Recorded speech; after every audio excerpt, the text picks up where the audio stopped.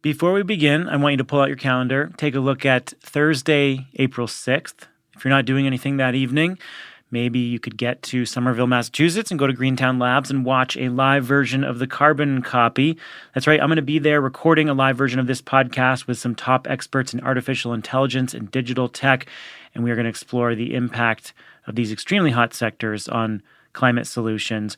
We are also going to have Canary Media's Maria Virginia Alano hosting a panel with some top clean energy and climate journalists in New England, plus drinks, food, and networking. Postscript Media, Canary Media, and Greentown Labs are coming together for this fantastic event. I hope you can come spend the evening with us. So block off your calendar. Thursday, April 6th. There is a link in the show notes where you can get your tickets, and I hope to see you there. From the studios of Postscript Media and Canary Media. So, Jigger, the comms team at the Department of Energy let you come back to riff with us. Oh, gosh. Well, if you give them a good lunch, they'll agree to anything. And a really solid edit machine. Well, we've got a lot to unpack today, so let's get into it. I think our first order of business is what is happening in the oil and gas market, where we've seen some pretty wild swings of late. U.S. oil prices plunged into negative territory. The price settled at, get this, negative $37 per barrel, which is down 305%, meaning people would pay you today to take their oil off their hands. In 2020, the top 5 Western oil and gas supermajors, that's ExxonMobil, BP, Shell, Chevron, and Total, saw combined losses of $76 billion. That was, of course, caused by the radical drop in energy consumption when COVID shut down the global economy.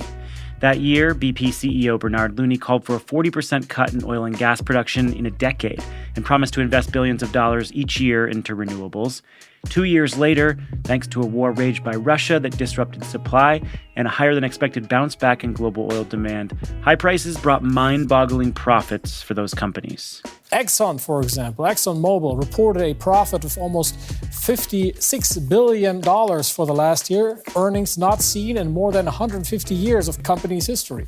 Shell just announced a record profit of $40 billion, and U.S. company Chevron has doubled its annual earnings to a record $35.5 billion, which is the biggest in its history as well. Combined, the top oil majors brought in nearly $200 billion in profits last year, a fact that President Biden brought up in his February State of the Union address. I think it's outrageous. Why? They invested too little of that profit to increase domestic production. And when I talk to a couple of them, they say, we're afraid you're going to shut down all the oil wells and all the oil refineries anyway, so why should we invest in them? Whatever the response, higher taxes on profits, more incentives for clean energy to cut oil demand faster, the reality is that these massive numbers show how central oil and gas are still to the economy. That was also a fact that Biden acknowledged to some jeers and cheers. I said, we're going to need oil for at least another decade, and that's going to exceed and beyond that. We're going to need it. And oil companies, they definitely feel that way too. BP just decided it would invest billions more in oil and gas production rather than make the drastic cuts it initially proposed. Shell is doing the same, expanding fossil fuel extraction while keeping clean energy investments flat. And even with windfall profits, clean energy only accounts for 5% of oil company capital expenditures globally. At one point, it seemed like there was a real shift happening in the sector. And now, with the global appetite for oil still growing, the allure of high profits is shifting investments back into extraction. This is The Carbon Copy. I'm Stephen Lacey. This week, how will this new boom time for oil and gas companies impact investments in clean energy? Plus, we'll take stock of some of the hottest emerging sectors like hydrogen, virtual power plants, and critical materials recycling.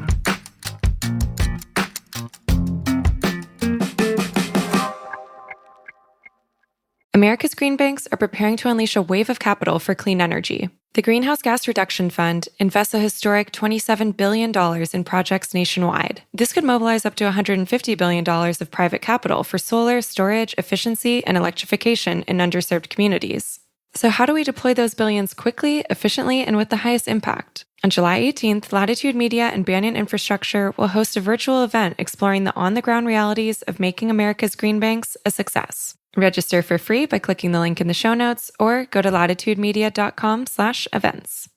Clean energy and climate tech are policy-driven industries, and anyone working in this field touches local, state, and federal policy in a very real way. And that's why you should be listening to Political Climate, a podcast from Latitude Media and Boundary Stone Partners that delivers an insider's view on climate policy and politics. Every other week, co-hosts Julia Piper, Emily Domenech, and Brandon Hurlbut cover the nuances of government funding, regulations, backroom negotiations, and the election, of course. Political Climate is a show for people who want authentic conversations and strong opinions from voices across the political spectrum. Listen at latitudemedia.com or subscribe to the show anywhere you get your podcasts.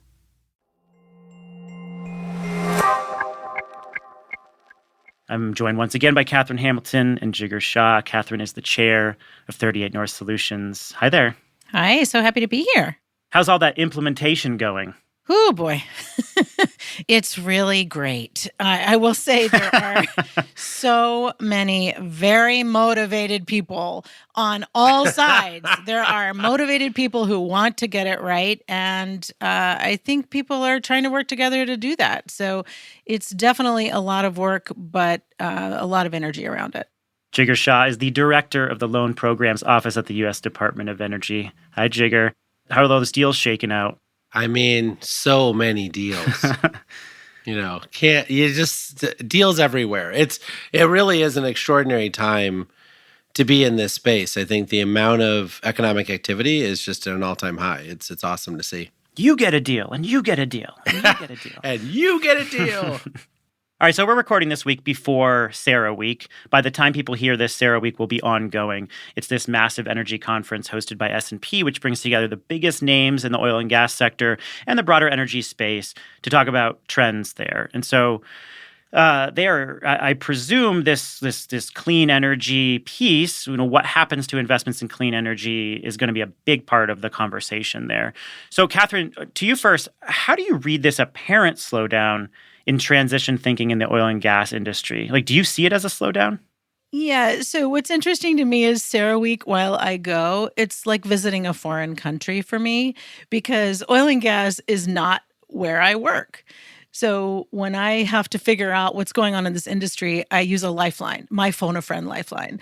And I talked to a friend of mine who was a longtime executive for one of the majors and asked her this question: is it slowing down? And I think we need to look at a few things. One thing is, well, did Bernard Looney just get a little bit over his skis? Did he make these pronouncements? Certainly he made them not knowing that Russia was going to invade Ukraine. He didn't know that there was going to be this huge COVID issue with an economic recovery that was going to come and bring a big boom back to their business at hand, which would give them $200 billion in profits altogether, right? So I think we need to think about, what does it mean? What does a transition mean for an industry that really is extractive, that uses a very specific infrastructure, a very specific set of skills, that is a commodity-based industry? What does that transition look like? Does it look like more investment in renewables, or does it look like, and on the electricity side, or does it look like more of an investment in more drop-in type fuels, like renewable natural gas, like biofuels for sustainable aviation fuels? Does it look like hydrogen? So yes, they're slowing down in some ways, and maybe Looney was a little bit ahead of what the profitability was going to be for them, and could not figure out potentially how to be as profitable as he could be on the renewable front. But maybe there are other ways that this industry will be able to transition. And Bernard Looney came out and said, hey, we're not slowing down renewables investments. In fact, we're actually going to increase a little bit, but we're not going to cut production as much as we said. So I think people were conflating some of those things. And the question about Shell, too, is Shell, it seems like their investments are going to be flat. So they're not increasing investments, but they're not reducing them either. So Jigar, this is a conversation you suggested we have because you're going to be at Sarah Week talking about DOE's approach to hydrogen in the oil and gas sector. And I want to get to that. Catherine mentioned that. But first, what's your read on this swing in investment? Well, I think the context of this really matters. And I feel like we sometimes lose that. In 2020, when COVID hit and we were having this conversation, I think we talked about there being a moment where you could have peak oil. right? And BP, I think, in 2020 even said that they thought that oil production may have peaked in 2020. I think that today people still think that's true, right? So even with all of the oil and gas announcements and how much money people are making and all that stuff, I think people generally believe that electric vehicles and a lot of the other demand destruction efforts have started to hold root, and that the Ukraine conflict has really led the Europeans, for sure, to implement far faster than even they thought that they could. And I think it's inspiring the U.S. to do something similar. And so I do think we're at a moment where Mercedes-Benz and others have announced that they're basically eliminating all R&D budgets for internal combustion engines, right? And that is the sign of the long decline, right? The sign of the long decline is when these large corporations say investing in really expensive R&D that takes 10 years to come to real fruition is no longer worth doing, is really that sign you're looking for. And I think all of the majors, as well as the big oil field service providers, have now decided to start cutting R&D budgets to the point where they're sending a very clear signal that this is going to be a cash cow business for the next, whatever it is, 30, 40, 50 years. And that matters because like last year when I was at CERAWeek and, had a lot of these speaking engagements and was, flanked by Goldman Sachs and other investment banks around me, what they were saying is because of this trend, we are now valuing your stock at just a discounted cash flow to the future, right? We don't actually see you as a growth stock anymore, right? And that means that we're going to trade you at 8, 9, 10 times earnings. And you see that today, right? So Pioneer and many of the other folks in the hydraulic fracturing industry are also saying, circa 2014, 2015, we would have done way more drilling.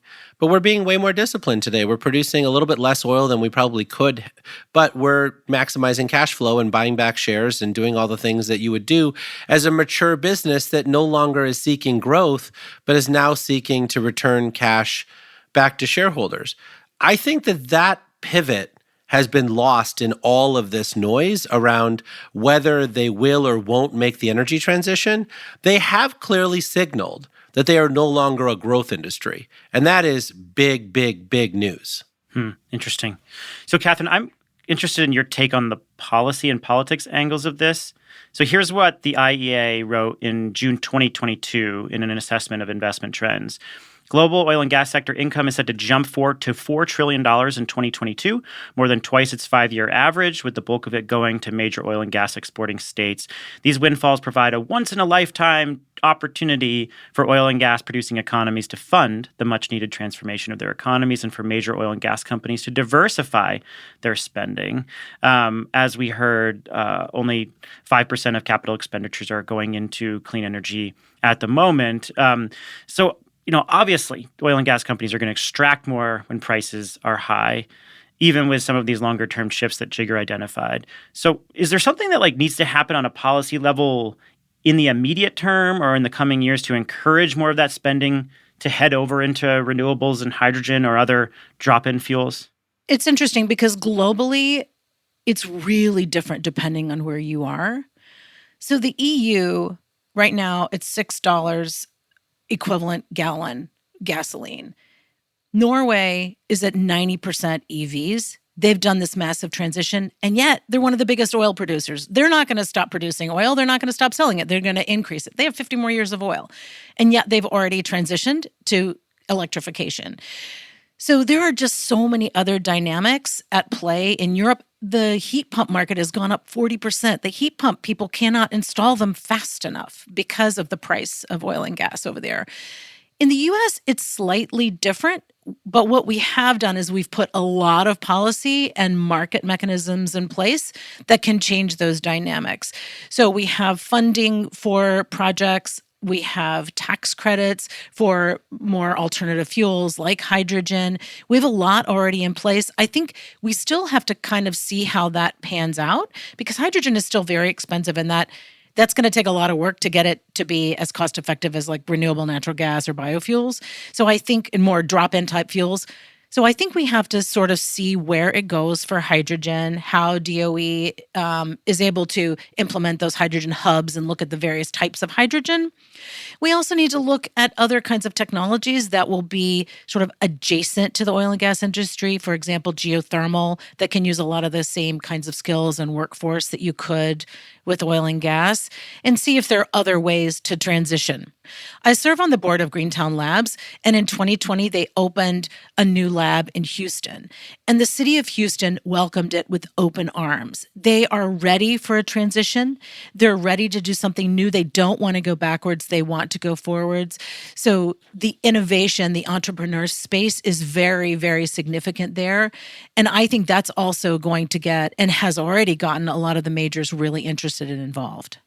So, Jigar, that brings us to the hydrogen piece, which you are focusing on. The first loan guarantee coming out of LPO when you took over in the office was for hydrogen, this project in Utah that could potentially double green hydrogen production in the U.S. And, companies like BP, Chevron, Total, Shell, they're all collectively planning to invest tens of billions of dollars into hydrogen production in the coming years, some blue, some green.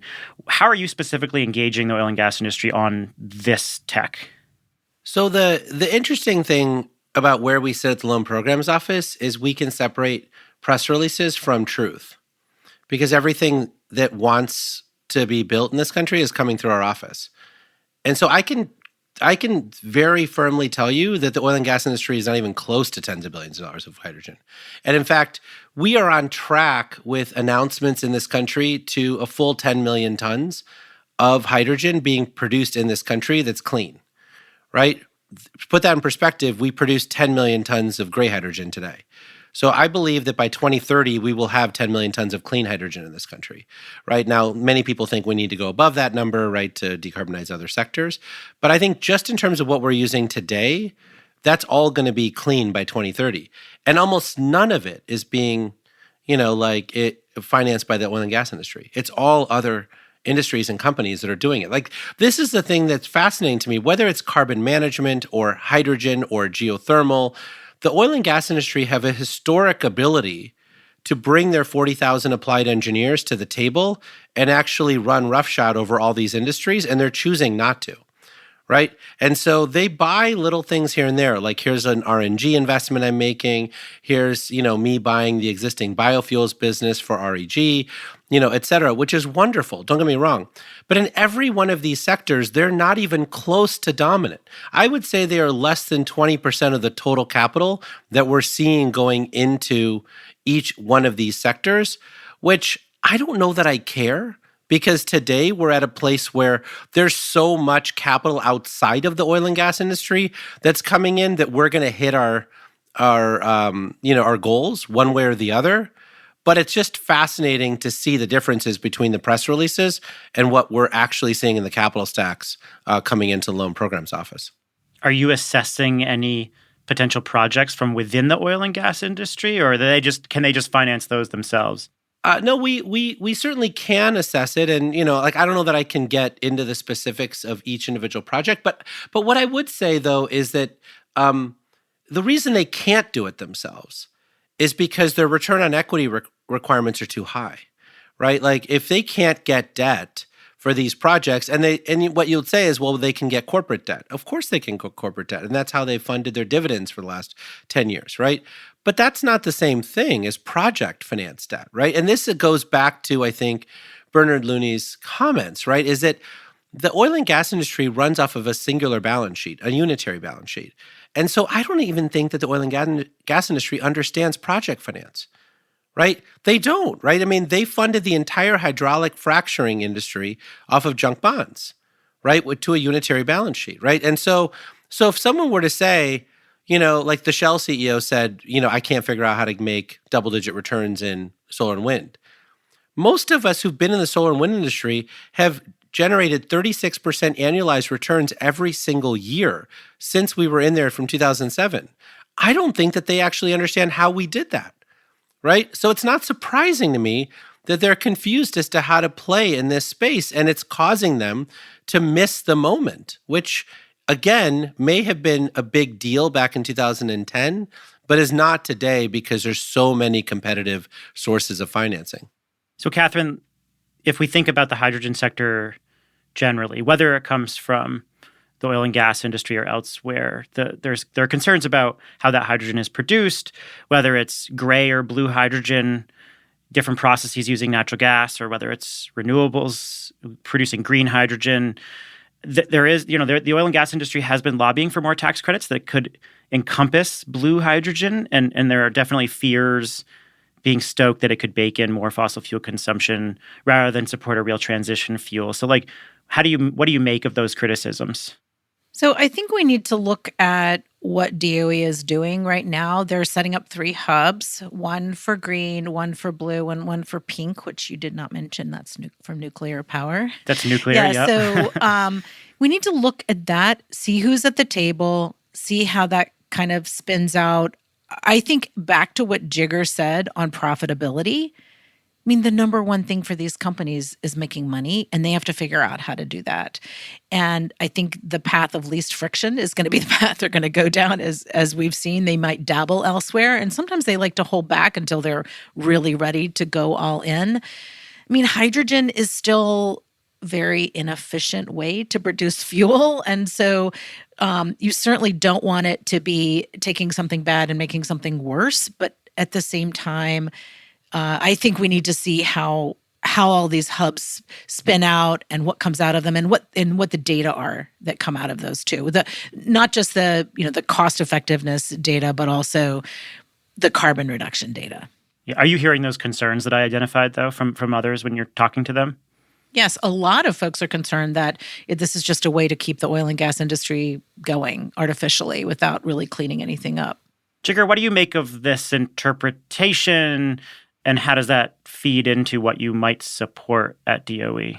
Well, look, I think that, DOE doesn't use the colors, right? So, you don't have like a color wheel behind your desk that you spin each day?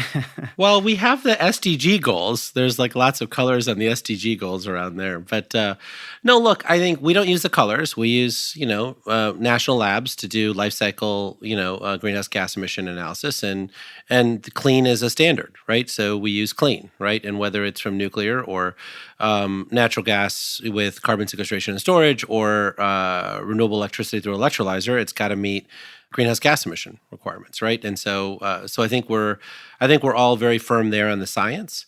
I think in terms of this fear of the oil industry, I think it's totally misplaced. As I just suggested, they're not even putting any of the money into any of these projects, right? It's other companies that are doing it, mostly, and frankly, renewable electricity companies that are leading the way on green hydrogen. So I don't really understand. I understand the fear. I mean, there's lots of fear everywhere for all sorts of places, right? But it's not actually proven out in reality. I think, the goal of the Department of Energy and the goal of all of us in this area is to add to the number of tools that we have that can reach trillion-dollar scale. Because let's make no mistake, even the solar and wind industry in the United States today hasn't saved a gigaton of carbon.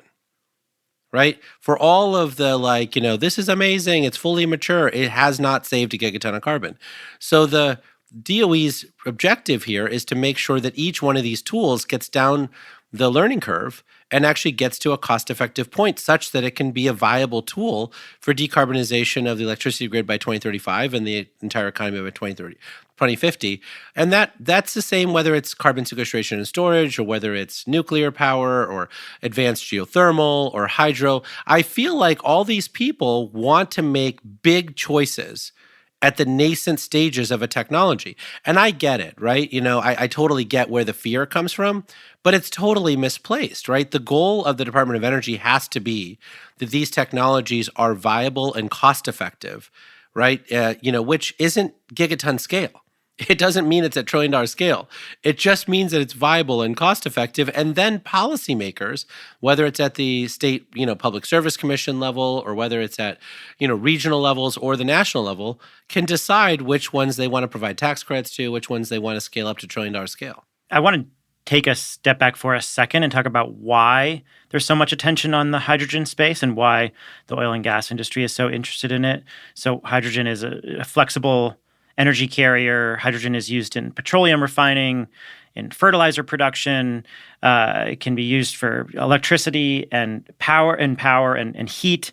And it's, you can use it for a variety of applications. And so why is there so much attention on hydrogen given that?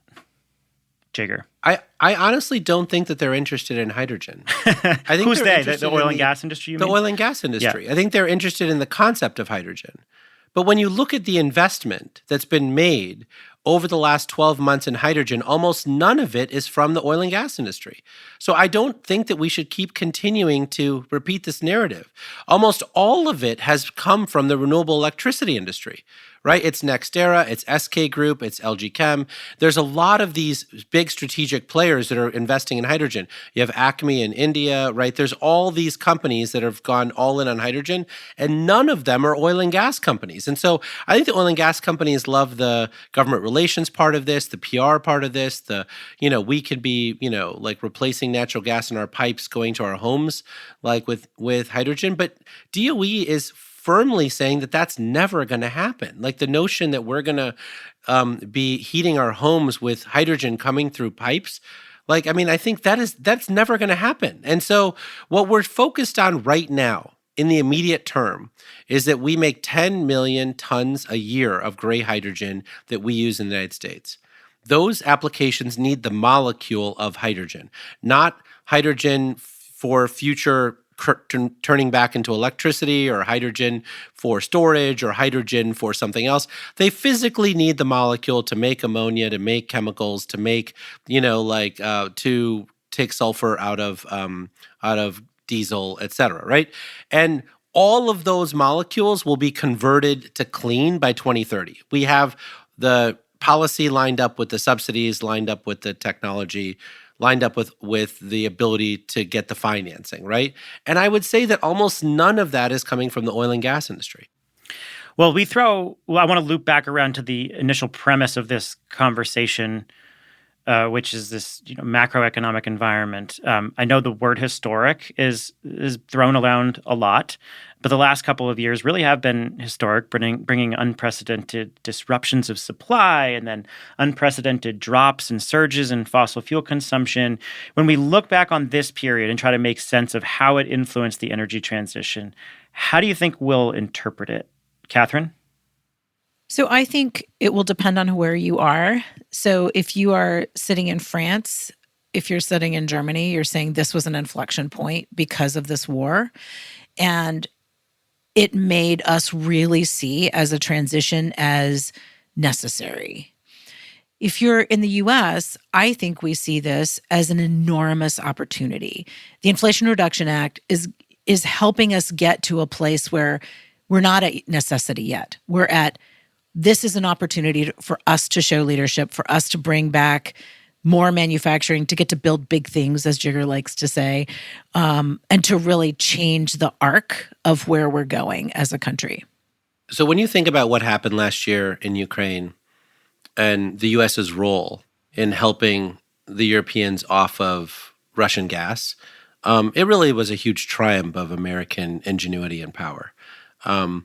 We are putting in motion today, because of the bipartisan infrastructure law, CHIPS and Science, and the IRA, the ability to make sure that 12 additional sectors will reach full cost effectiveness and commercialization by 2030, right?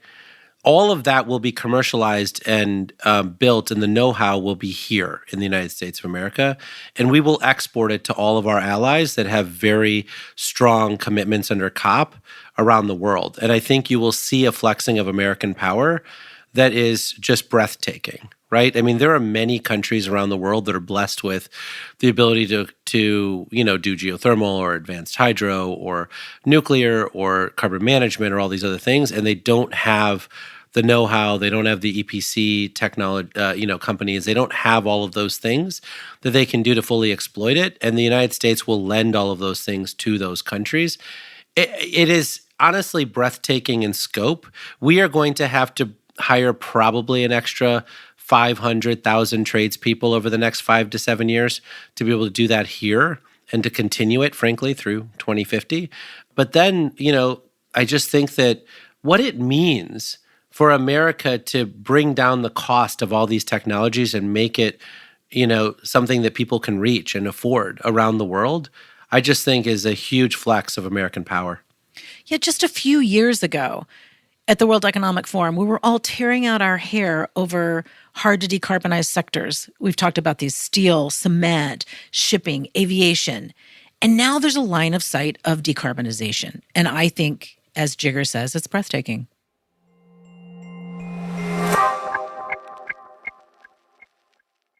On July 18th, join Latitude Media and Banyan Infrastructure as we take a deep dive into the next phase of deploying the $27 billion Greenhouse Gas Reduction Fund. We'll provide practical insights for the state agencies and local lenders at the front lines of dispensing these funds. Where are the bottlenecks? How do we balance speed with transparency? And can America's green banks live up to the expectations of both local communities and Wall Street? Latitude Media's Stephen Lacey, Banyan co-founder Amanda Lee, and Clean Energy Fund of Texas EVP Billy Briscoe will answer these questions and more on July 18th at 1 p.m. Eastern. This is a must-attend for project developers and financiers. Register for free at latitudemedia.com/events or click the link in the show notes. I'm Julia Piper. I'm Brandon Hurlbut. And I'm Emily Domenech. A little over a year ago, political climate took a break so we could focus on the groundwork of implementing America's biggest ever climate bill, the Inflation Reduction Act. I'm excited to say, political climate is back. And I'll be joined by my two co-hosts to riff on the top political stories and insider scoops, from state houses to the halls of Congress to regulatory agencies and even international climate talks. We'll explain how those developments are driving industry decisions today. Political Climate is a show for people who want authentic conversations. And to learn about how energy and climate policy is shaped within both political parties, from the people who have actually helped shape it. So join me, Brandon, and Emily every other week, starting in April, for fresh episodes of Political Climate. Subscribe to the show wherever you listen to podcasts. Let's talk about a line of sight for some other technologies, emerging technologies. We talked about hydrogen. You're both following a few different sectors. Jigger, you've got critical minerals, critical materials on the brain: lithium, nickel, copper, neodymium, etc. There's this worldwide push right now to diversify the sourcing of these materials, and there's a huge investment push in recycling them, which we've touched on this show previously. So you've issued a conditional loan commitment to a battery resource recovery facility. What activity interests you in this space right now, and why? We've mapped out all the critical minerals, right? So U.S. Geological Survey and others have mapped out, here's all the critical minerals, not only in the United States, but here's where we think it is in Chile and Argentina and, all these trade allies that we have, right, where we might do friendshoring, right? And then you sort of say, well, what's theoretically possible, right? So we've mapped it all out, but what do we think we could cost effectively actually get out of the ground based on available technology or where we think technology is going to go? And then you have one further select, which the Loan Programs Office is involved in, which is, where have you actually attracted capital where somebody has actually started doing the work, right? Because it's 6 years, right, to go in, test whether the actual, lithium or nickel or whatever cobalt is there, then actually proving it to somebody, and then, figuring out how to start the NEPA process, and then going through consultation and getting all the permits and all those other things, right? And I'd say that, so the Loan Programs Office is fixated on where has investment actually flowed, such that we can actually get some of these critical materials to market within this decade. And once you do that select, it is very obvious that the first and best place to get it from is recycling, right? I mean, Li-Cycle in Rochester, New York, will produce 8,500 tons of lithium carbonate once it's fully scaled up. To put that in perspective, the United States as a whole produces 5,000 tons per year. It'll be the single largest producer of lithium carbonate in the United States when it fully scales up. And that's with only 10% of all the household lithium-ion batteries being recycled. If we actually figured out a way to create a campaign in this country to get people to start looking through their drawers and actually recycling those batteries, we could get much more volume of lithium in this country from recycling. So I just want to... I could power all the phones and stuff in my desk here, my stand-up desk. I could power 10% of the battery production. So I want to start by saying there is a lot in garbage for us to collect and extract back out, right? Then we have all this material. Look, I think lithium, we're clearly on track, whether it's the Salton Sea or whether it's Nevada or whether it's, some of the other mines that we've already identified in the processing facilities that the Loan Programs Office will fund. We are on track on lithium to be able to meet a lot of our needs within the United States and then certainly with some of our friends. We are more challenged in places like graphite, where we don't have a lot of naturally occurring graphite. There's a little bit in Alaska, but most of it, is going to come from this extraordinary mine in Mozambique, where we're processing the ore here in the United States, in Vidalia, Louisiana. We have, some small deposits of other things. And so, I do think there's a level of intentionality required to solve this problem. And there's a good reason for that, right? I mean, in the same way that we didn't want to get all of our oil from one country or a set of 4 countries, right? And we wanted to make sure that we diversified that to reduce the market power of one country. I think we're saying the same thing here, right? We cannot build an entire industry off of the back of one geopolitical risk, right? And so we have to diversify those things. And that's not just us. All of the countries around the world want to do the same thing before they scale up electric vehicles and some of those things in their continents as well. So I think this is actually quite a normal risk reduction strategy that someone would pursue. I don't think it's as anti-China or jingoistic as people like to portray it. Catherine, this sourcing of domestic materials is a huge deal for tax credits under the Inflation Reduction Act. I know we're still waiting on guidance. How do critical materials fit into the picture? Yes, this is really important. I've worked on critical materials for over a decade. I've been working with the company Umicore that in the 1980s switched from being a zinc mining company to a recycling company. So they recycle dozens of critical materials. They have a pilot plant in the EU that is for electric vehicle batteries. So they've been doing this for a long time and experimenting with their smelting technology to make sure that they can actually extract a lot of these materials. Now, they're not saying you're going to be able to recycle your way out of it at this point. But I do think public policy is going to have a lot to do with it. So whether it's the tax credits or really sort of setting some targets, and I'm not saying command and control, because I think EPA is coming out with a recycling strategy and maybe tracking or some kind of an Energy Star type program or a battery passport program like they're developing in the EU, where you're tracking where the materials came from, whether they're recycled, what their origins are. That will help you reduce the dependence on countries that are unstable, that use child labor practices, bad practices, things like that.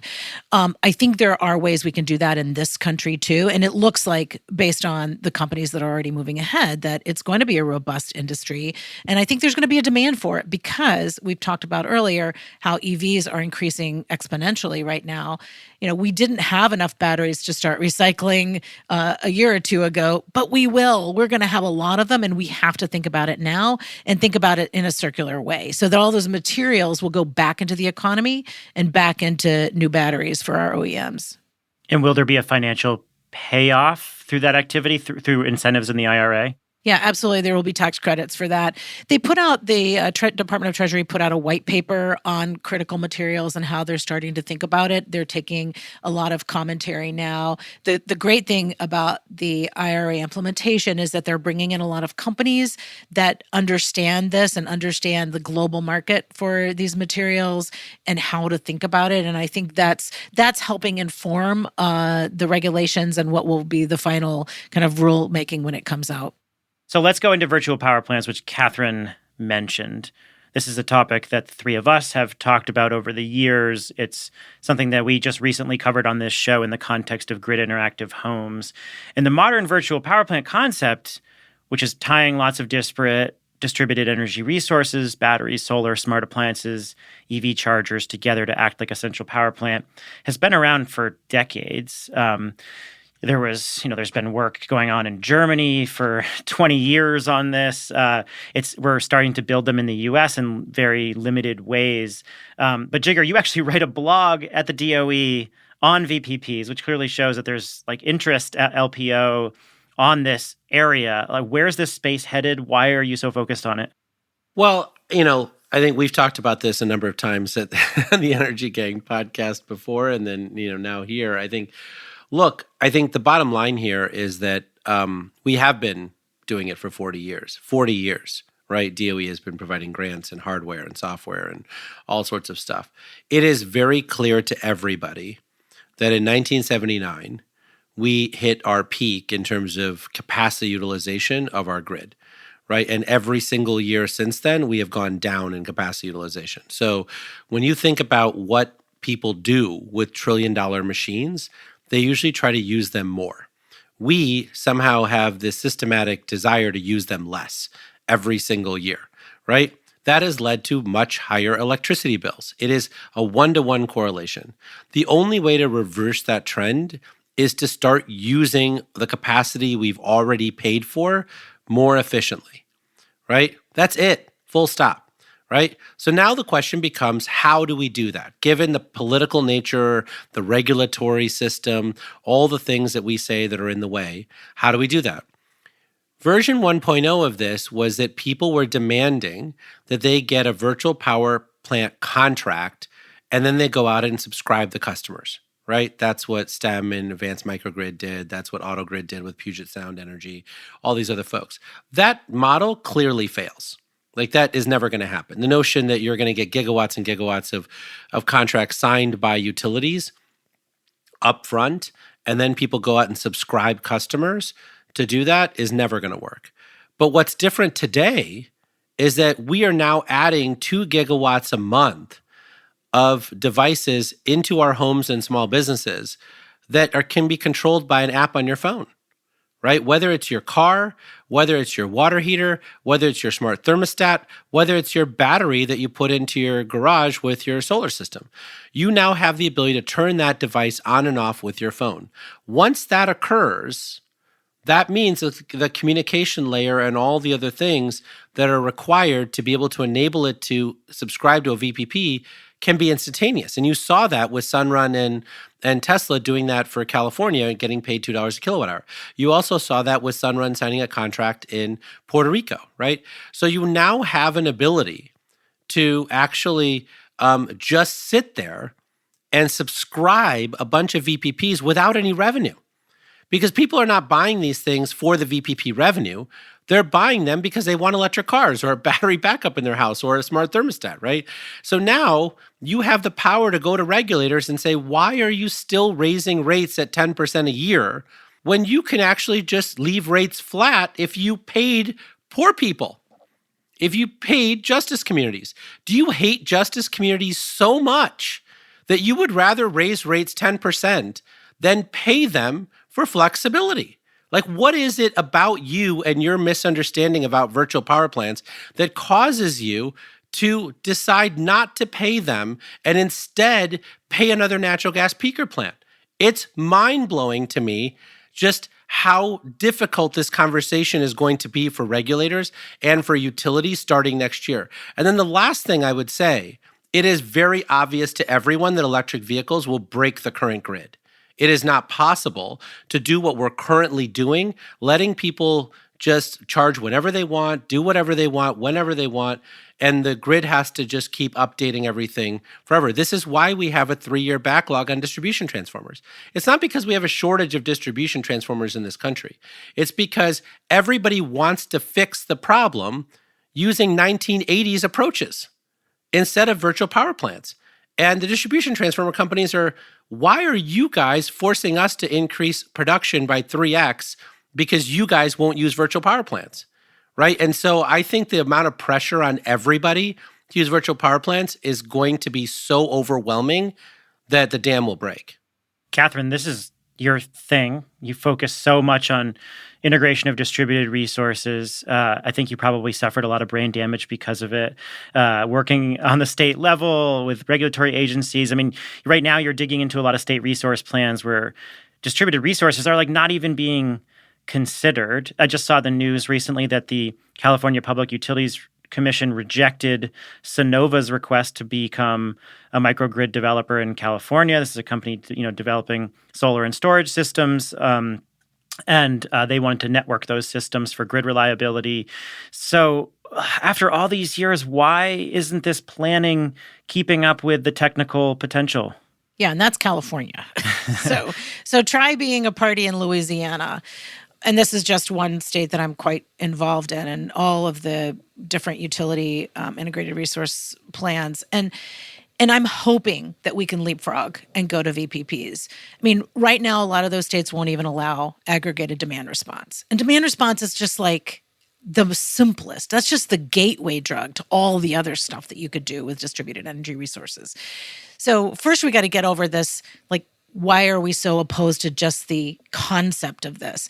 Aggregators are able to bring portfolios. As Jigar said, there's so many different pieces that you could put into an aggregation, whether it's efficiency or storage or solar, and bring all of that together, or heat pump water heaters, like bring all of those together to provide a real flexible resource and have the customer actually be seen as a resource and not just as load, and then be able to turn that into something that is a business. And that's what the utilities have not really grappled with. I just got done reading a staff report for one of the utilities in Louisiana, and this is the Louisiana Public Service Commission, and they said, so you did a demand response and energy efficiency assessment and a study. Distributed energy resources holistically were not included at all in that, and yet none of the potential for DR and EE was included in the integrated resource plan at all. I mean, we had pointed this out to them in our filing, but this is something that utilities don't even build into their thinking, and they kind of don't know what's coming. What they also didn't build into their thinking was all of the policy and the tax credits in the IRA. They're going to bring down the cost of all those resources and will increase exponentially the ability for customers to access all of these resources, including low-income customers that have not previously had access to them. And so they don't really know what's coming. It would behoove them to try to do a little periscoping here, and the periscope isn't seeing around too far of a corner either. But I'm hopeful that we'll get folks to think about VPPs, especially public utility commissions. And I think DOE is in a position to helping them kind of navigate that, which would be wonderful to do that, because the resources will be there. And the issue is, what are we going to do with them? All right, so we're going to wrap here. You're both headed over to CERAWeek in Houston next week. By the time people hear this, you're going to be there. So what would make a successful event? Like, what would you want to hear people grapple with to make you think that it's a successful event with a real conversation happening in the oil and gas sector about the transition? Yeah, CERAWeek has been going on for over 30 years, and it is largely a place where oil and gas executives meet to discuss issues within their industry. Last year, they added a feature called the Agora Stage, which is where all the innovation occurs that oil and gas should invest in, and should be featured, right? Whether it's hydrogen or geothermal or carbon management, et cetera. DOE is bringing a very large contingent to CERAWeek this year because, frankly, we have a lot to talk about. A lot of work in the IRA and other places, from hydrogen to DAC hubs to work on long duration energy storage, nuclear, critical materials, et cetera. I do think that there's probably over 2,000 non-oil and gas CEOs coming to CERAWeek this year because of this Agora Stage, and because they're actively going to try to fundraise from oil and gas companies. My sense is they're going to have more luck with oil and gas private equity firms that have now been exited from the Permian Basin as the supermajors have bought them out. But I think that the fact that these people are meeting each other and viewing each other as peers, I think means a lot, right? Like, I think that the word alternative in front of the energy has now long been retired. And these folks are coming here with an equal seat at the table. And that, I think, is an extraordinary achievement by CERAWeek, right? To really make this an energy conference and not just an oil and gas conference. Yeah, they started the Agora panels a few years ago. I've spoken at those. In fact, those were always my people, were the ones that were kind of in the marketplace. My brother is a classic philosopher, and he can tell you all about Agora. And now it seems like it's much more, as Jigar said, embedded into the full way that they're thinking about CERAWeek. And that is enormously hopeful. So many of my clients that are not in the oil and gas space will be there. I'm super excited to see them and to meet other new people and have conversations that are really hopeful and really are taking what we've seen as a massive disruption in our energy systems into something that's going to be much more sustainable and longer term. A delightful panoply of topics today. Catherine Hamilton is the chair of 38 North Solutions. Thanks, Catherine. Thanks so much. It's so much fun. And Jigar Shah is the director of the Loan Programs Office at the U.S. Department of Energy. Thanks, Jigar. It always warms my heart to be with you guys. And that is going to do it for the show. The Carbon Copy is a co-production of Postscript Media and Canary Media. Go to canarymedia.com to get their newsletter and all their great clean energy journalism, and go to postscriptmedia.com and sign up for our newsletter to get all of our podcast releases. This show was produced by Dalvin Abuaje and Alexandria Herr. Sean Marquand is our engineer. He also wrote our theme song. Original music came from Echo Finch and Blue Dot Sessions. Postscript Media is supported by Prelude Ventures. Prelude's a venture capital firm that partners with entrepreneurs to address climate change across advanced energy, food and ag, transportation, logistics, advanced materials, manufacturing, and advanced computing. And thanks for your support. If you want to help the show out, of course, go to the platform of your choice and write a review. Send a link to someone you know who you think would like the show. That's actually really still important. Word of mouth is a huge driver of growth for this show. And send us your thoughts on social media. We appreciate you staying with us every week, and we'll see you next week. I'm Stephen Lacey. This is The Carbon Copy.